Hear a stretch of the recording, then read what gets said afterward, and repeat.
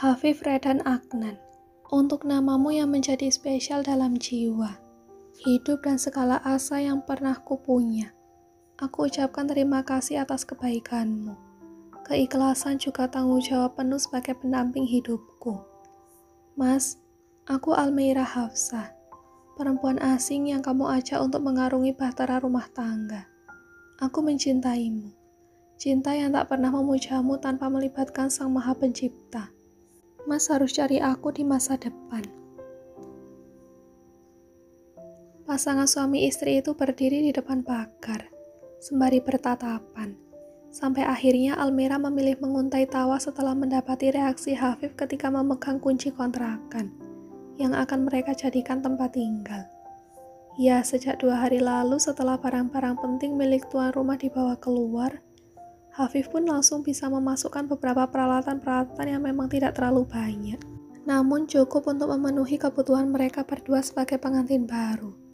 Almeira berdeham, memeluk pinggang suaminya dengan tawa yang masih terdengar jelas. "Gimana mas, oke?" tanyanya meyakinkan Hafif sekali lagi, sebelum mereka benar-benar masuk ke dalam rumah. "Oke," lelaki itu membalas dengan anggukan kecil, lalu turut menguntai tawa. Sama persis seperti yang Almeira lakukan. Ini adalah langkah awal kita, bisa menjejakkan kaki sebagai orang yang belajar berumah tangga. Tahun ini kita masih pegang kunci kontrakan. Semoga di tahun depan kita sudah punya kunci untuk rumah sendiri, ujar Almeira kepada sang suami. Hafif membenarkan ucapan perempuan di sebelah. Mereka pun segera masuk ke dalam. Memang tidak selayaknya rumah baru yang penuh dengan peralatan, atau di setiap sudutnya ada guci-guci yang diimpor dari luar negara. Kontrakan milik Hafif dan Almeira hanya ada peralatan penting saja, seperti kamar set untuk mereka beristirahat. Di ruang tamu pun belum ada sofa sama sekali. Arah pantry hanya ada freezer berukuran mini, 1 pintu, yang akan dipakai Almeira untuk mengisi keperluan dapur. Dispenser dan beberapa piring juga meja makan, yang Hafif beli ketika masih tinggal di galeri sendirian. Sebenarnya Almeira sudah menawarkan diri untuk membeli beberapa isi rumah lagi, seperti televisi ataupun sofa. Namun Hafif menolak secara halus, bahwa ia sanggup membeli segala isi rumah tanpa harus Almeira mengeluarkan uang pribadinya. Tapi tidak dalam waktu dekat. Hafif berjanji akan membeli barang yang Almeira inginkan dalam 2 bulan ke depan, saat invoice pencairan dari kliennya dikeluarkan. Sebenarnya Almeira sendiri juga tidak keberatan untuk mengeluarkan uang tabungan. Ia merasa kasihan melihat sang suami pontang-panting sendirian dengan banyak hal yang sudah mereka lewati. Lelaki itu juga mengeluarkan uang cukup banyak, bukan hanya untuk kontrakan saja, melainkan sewa ruko juga, yang mana galeri terjual dalam jumlah yang sebenarnya tidak tersisa lebih ketika mereka memutuskan untuk mengontrak rumah. Hanya saja Hafif menampakkan wajah baik-baik saja. Ia mengatakan semua bisa dilalui dengan baik. "Terima kasih Al sudah menemani langkah Mas untuk tinggal di kontrakan ini," ujar Hafif ketika kenop pintu rumah terbuka. Mereka bisa melihat betapa luasnya kontrakan yang akan mereka tempati. Rumah bulatan yang sudah menjadi rezeki Hafif ketika ia berkeliling mencari tempat untuk tinggal bersama sang istri. "Kenapa harus berterima kasih, Mas? Aku sudah memilih kamu. Maka apapun yang terjadi kita lewati berdua. Semoga kita sama-sama punya progres dan pandangan untuk bisa lebih baik ke depannya. Aku gak malu kok diajak ke kontrakan. Aku lebih malu kalau kamu justru diam-diam gak bawa aku keluar dari rumah orang tua," jawab Almeira sembari menyunggingkan senyum manis kepada sang suami. Hafif langsung mengecup puncak kepala istri penuh kasih sayang, walaupun sebenarnya ia merasa bersalah. Pertama, sosok istrinya adalah seorang dokter, punya nama baik di rumah sakit. Namun karena keadaan ekonomi Hafif belum begitu stabil, ia harus memboyong istri ke kontrakan. Bahkan Hafif harus membagi beberapa keperluan untuk usaha dan juga keperluan pribadi. Maka sebisa mungkin ia memaksimalkan agar tidak menterlantarkan anak perempuan orang yang sudah ia minta secara baik-baik. Lelaki itu menarik nafas panjang, benar-benar merasa bersalah. Padahal Almeira tidak merasa terbebani sedikit pun. "Kenapa, Mas?" Aku ini bukan istri yang menuntut suaminya untuk harus sempurna, perfect ketika awal menikah. Kamu bukan Atar yang lahir sebagai anak konglomerat, tapi pada akhirnya Atar juga memulai kehidupannya dari bawah lagi, ketika dia diusir dari keluarga. Sebenarnya aku bukan menjadikan kamu dengan Atar sebagai perbandingan, tapi semua yang kita lalui, apapun yang kita hadapi adalah pelajaran. Karena hari ini kita memang masih menumpang di rumah orang, tapi nggak tahu untuk 1 tahun, 2 tahun ke depan. Semoga kita sudah punya kehidupan yang aku bisa menata isi rumah sendiri. Toh mengontrak jauh lebih baik ketimbang harus satu dapur dengan mertua. Justru aku bangga banget sama Mas Hafif, karena mengerti kebutuhan istrinya. Almira menenangkan perasaan sang suami, yang memang tampak jelas sekali bahwa ada rasa ketidakmampuannya sebagai pemimpin rumah tangga. Semoga Allah memberikan leluasaan hati kamu dengan balasan yang benar-benar jauh lebih sempurna ketimbang saat ini, Al. Ia memeluk tubuh istrinya dengan erat, sembari meninggalkan satu kecupan manis di dahi sang istri. Bismillahirrahmanirrahim. Assalamualaikum, ujar Almira ketika langkah kakinya benar-benar masuk ke dalam rumah kosong. Namun tidak terlalu kosong, sebab sudah diisi beberapa hari lalu oleh Hafif dengan peralatan seadanya, dari galeri yang dibawa pindah ke kontrakan. Dokter Almira. Almira mengecup punggung tangan Hafif begitu lama, sampai air matanya membasahi punggung tangan Hafif, membuat lelaki yang sedang mengusap puncak kepala sang istri langsung kaget, mendapati Almira menangis. "Ada apa sayang?" tanyanya lembut dan manis. Almira mendongakkan kepala, menatap wajah sang suami dengan tatapan cinta. Kita sudah melewati banyak hal. Sampai tinggal di kontrakan ini rasanya struggle buat aku, Mas. Aku harus menemui hal-hal berat. Bahkan masalah itu nggak ada saat aku masih sendiri, ujar Almira dibarengi desahan nafas panjang. Sulit ya untuk melupakan kesalahan Mas lalu bersama Aisyah. Mas paham sekali, Al. Sebenarnya Mas juga sudah berusaha sebaik mungkin untuk menghindar. Bahkan Mas berusaha mempertahankan sebisa Mas. Tapi memang saat itu kalah. Entah mengapa rasanya kekuatan Aisyah benar-benar melebihi kekuatan Mas sebagai seorang lelaki. Kepala Almira menggeleng. Bukan dengan Aisyah lalu. Memang itu salah satu permasalahan berat bagi kita berdua.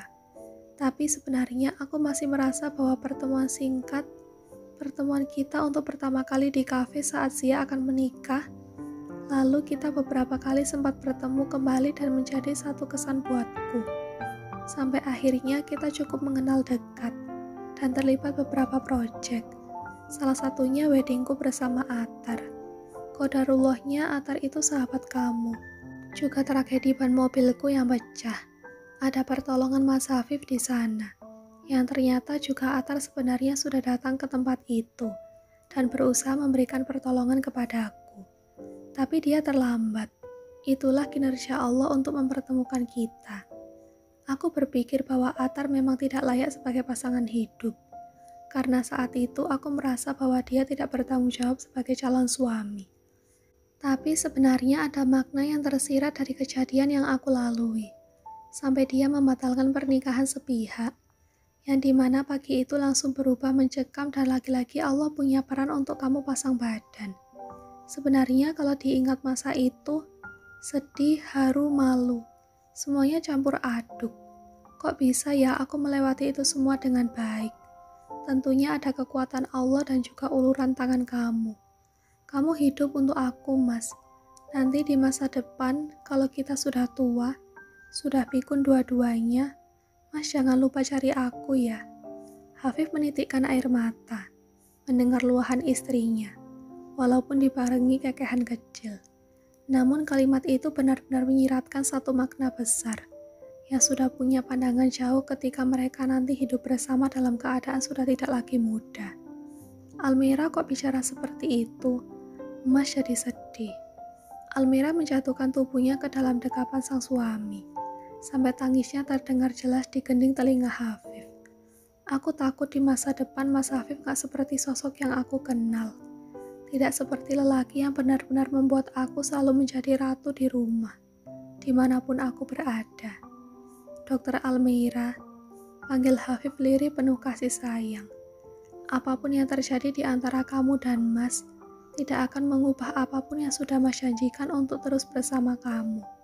Semoga Allah bisa jaga hati Mas dengan baik. Juga kesetiaan ini hanya untukmu. Kamu memang bukan cinta pertama Mas. Bukan perempuan yang pertama kali membuat Mas merasa indahnya cinta. Tapi kamu adalah perempuan yang akan menjadi akhir dari perjalanan hidup Mas di dunia. Insya Allah. Begitupun dengan kamu. Kisah ini dimulai denganmu. Ya harus selesai dengan kamu juga. Sampai nanti Allah minta keadilan di akhirat kepada Mas. Sebagai peran suami untuk kamu.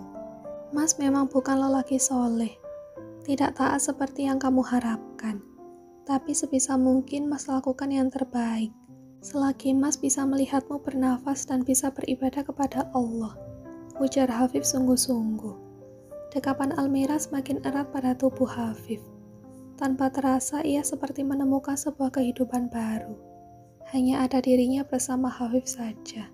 Kalau nanti kita sudah punya keturunan, sudah punya peran sebagai orang tua, tentunya kamu dan Mas punya tanggung jawab yang lebih besar. Dan semoga Allah jadikan kita sebagai orang-orang yang selalu bersyukur, juga bertawakal, menjadikan hari ini lebih baik daripada hari kemarin. Almira menganggukkan kepala dalam pelukan sang suami. Kenapa ya, aku gak dipertemukan dengan Mas Hafif lebih cepat? Justru aku harus punya drama-drama yang menyedihkan untuk bisa dinikahi kamu. Matanya menatap ke arah lelaki yang masih berada di dekatnya. Hafif terkekeh. Kalau langsung dipertemukan, mungkin kita nggak akan punya kisah manis. Walaupun itu jadi pahit di awal, tapi manisnya di akhir kan. Kenapa Mas katakan seperti itu? Mas merasakan ada perjuangan besar untuk bisa dapatkan kamu. Terus Allah berikan hadiah dengan kejadian yang tidak diharapkan. Yang kita alami itu adalah bentuk kasih sayang Allah kepada Mas dan kamu, Al. Sesuai dengan permintaanmu kepada Allah. Agar Mas jadi pendamping hidup. Begitu juga Mas, pernah meminta kamu untuk jadi perempuan yang suatu saat nanti bisa Mas miliki. Allah berikan jalan dalam waktu cepat. Hanya saja caranya memang buat keluarga panik bukan main. Hehehe, bukan hanya keluarga kamu, keluarga Mas juga. Sampai Umi kaget semingguan, mendapati anak lelakinya langsung menikah dalam waktu yang benar-benar bisa dihitung dengan cepat. Pasangan itu menguntai tawa bersama.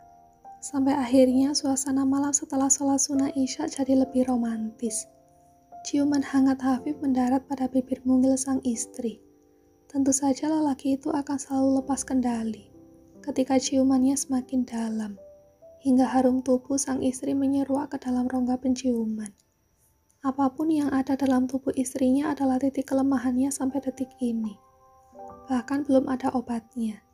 Sebab Almira adalah hidup juga separuh jiwa yang ia miliki untuk menjadi seorang Hafif di masa depan.